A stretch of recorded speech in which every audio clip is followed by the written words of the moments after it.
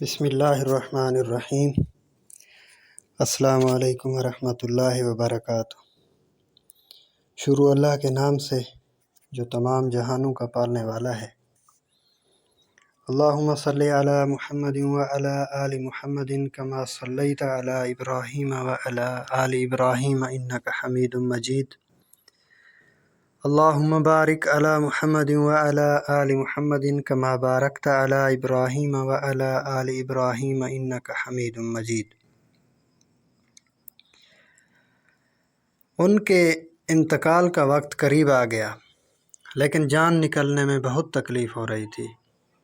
گھر والوں نے کلمہ پڑھنے کی تلقین کی، لیکن نہ جانے کیا بات تھی کہ اتنے پرہیزگار اور متقی ہونے کے باوجود بھی ان کی زبان سے کلمہ جاری نہیں ہو رہا تھا۔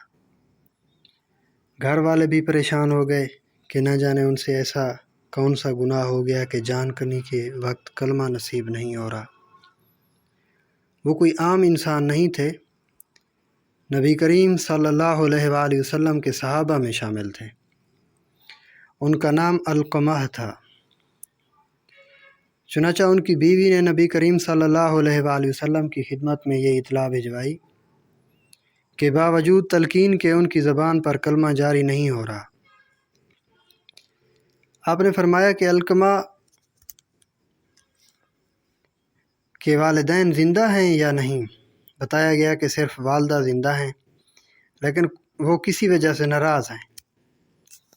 آپ صلی اللہ علیہ وآلہ وسلم نے ان کی والدہ کو پیغام بھجوایا کہ میں آپ سے ملاقات کرنا چاہتا ہوں، کیا میں آپ کے پاس آؤں یا آپ میرے پاس آ جائیں گی؟ ان کی والدہ نے کہا کہ اے اللہ کے نبی، میں آپ کو تکلیف نہیں دے سکتی، میں خود حاضر خدمت ہوتی ہوں۔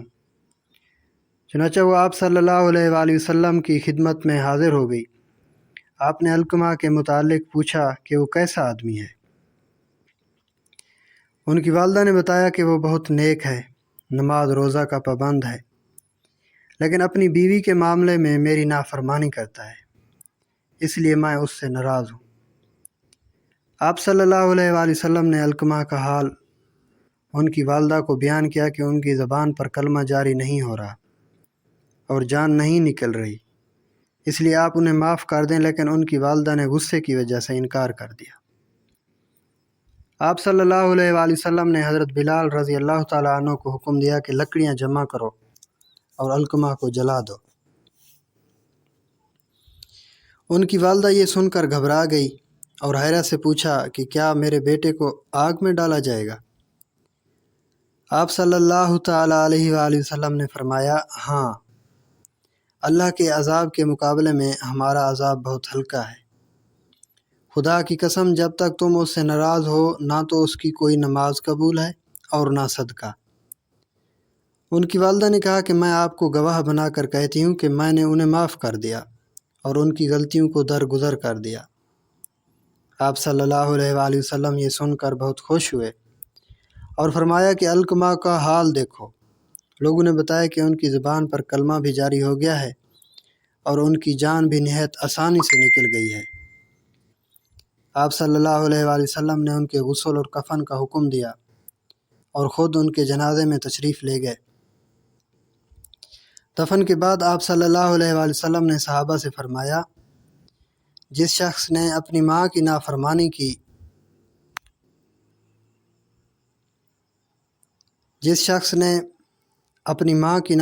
کی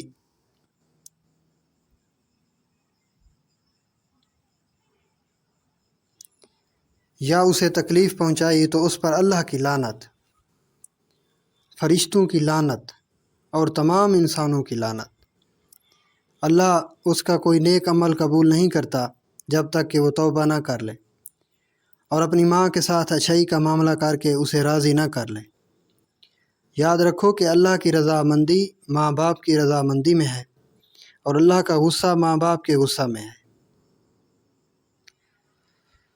اب اس واقعہ کو پڑھ کر ہم سوچیں کہ ایک صحابی رسول نے ماں کی ذرا سی نافرمانی کی تو ان کے ساتھ یہ معاملہ پیش آیا، جبکہ وہ بہت نیک اور پرہیزگار تھے، اور ایک طرف ہم ہیں کہ ہمارے پلے کچھ بھی نہیں ہے اور ماں باپ کا دل دکھانے سے بھی باز نہیں آتے۔